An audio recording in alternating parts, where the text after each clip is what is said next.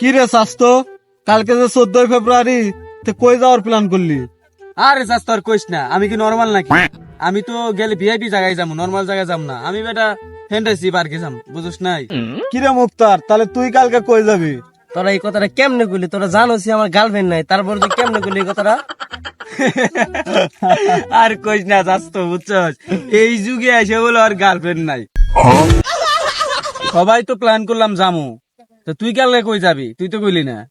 আরে জামো, পার্সোনাল একটা জায়গা আছে, এই জায়গায় যাবো।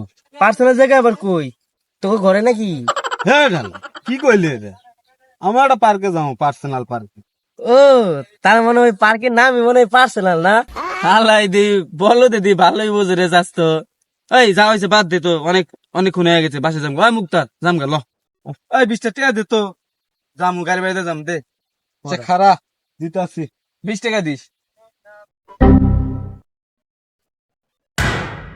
কি রে, এরা কি বললো রে?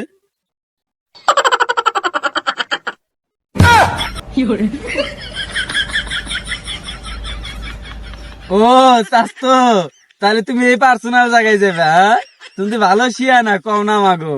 আরে বেটা তোরা না, এই, যা। হ্যাঁ, আরে বেটা যা যা। ও ও ভাই, ওটা কি আর নতুন বাড়ি নাকি? তুই শালা বলদ বলদ উঠে গেছে, এলে তো তোর কপাল গার্লফ্রেন্ড নাই। বাসায় যাবো না, বন্ধ নি করো না, সব জায়গায় বন্ধ নি করো।